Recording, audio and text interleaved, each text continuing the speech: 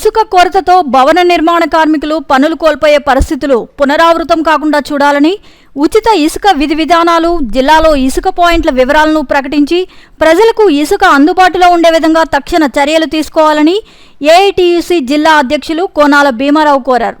సోమవారం ప్రజా సమస్యల పరిష్కారం మీకోసం కార్యక్రమంలో భీమవరం కలెక్టరేట్లో జిల్లా రెవెన్యూ అధికారి జె ఉదయభాస్కర్ రావుకు వినతి పత్రం సమర్పించారు.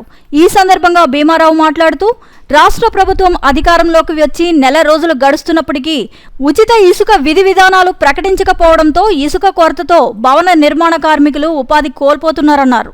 పశ్చిమ గోదావరి జిల్లాలో ఇసుక స్టాక్ పాయింట్ల వివరాలను తెలపాలని, ఉచిత ఇసుక ఏ విధంగా పొందాలి సమగ్రంగా విధి విధానాలు ప్రకటించి ఇసుక కొరత రాకుండా తక్షణ చర్యలు తీసుకోవాలని కోరారు. అలాగే గతంలో కన్నా తక్కువ ధరకే ఇసుక ప్రజలకు అందజేయాలన్నారు. గతంలో 15,000 రూపాయలకు లభించే ఇసుక ప్రస్తుతం 20,000 రూపాయలు అవుతోందని ప్రజలు వాపోతున్నారన్నారు. ఈ పరిస్థితులు నివారించాలని భీమారావు కోరారు. రాష్ట్ర ప్రభుత్వం ఉచిత ఇసుకను ప్రకటించడం పట్ల ఏఐటీసీ భవన నిర్మాణ కార్మిక సంఘం హర్షం వినిపిస్తూ ఉంది.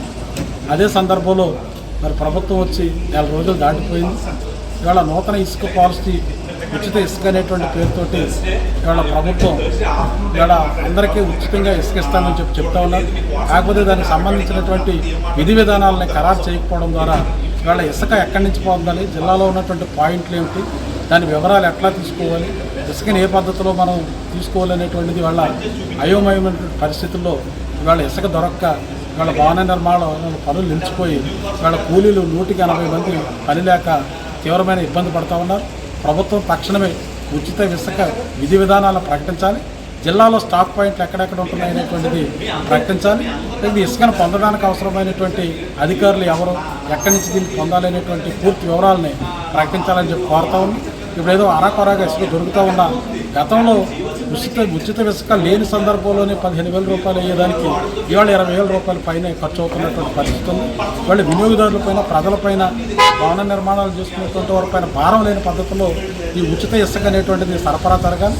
ఇవాళ అధికారులు, రాష్ట్ర ప్రభుత్వం కూడా దీనిపైనటువంటి సమగ్రమైనటువంటి చర్యలు తీసుకొని ఈ ఉచిత ఇసుకల పట్ల పూర్తి విధి విధానాలు ప్రకటించి ప్రజలకు అందుబాటులోకి తేవాలని చెప్పి, అలాగే ఈ భవన నిర్మాణ కార్మికులు ఇవాళ ఇసుక పైనే వాళ్ళ పనులు, వాళ్ళ యొక్క జీవితం, ఉపాధి ఆధారపడడం. అంటే ఇప్పటికే పనులు లేక భవన నిర్మాణ కార్మికులు ఇబ్బంది పడుతూ ఉన్నారు. మరింత సమస్య తీవ్రం కాకముందే ప్రభుత్వం విధి విధానాలు ప్రకటించి ఈ భవన నిర్మాణ కార్మికులను ఆదుకోవాలని చెప్పి ప్రభుత్వాన్ని డిమాండ్ చేస్తారు.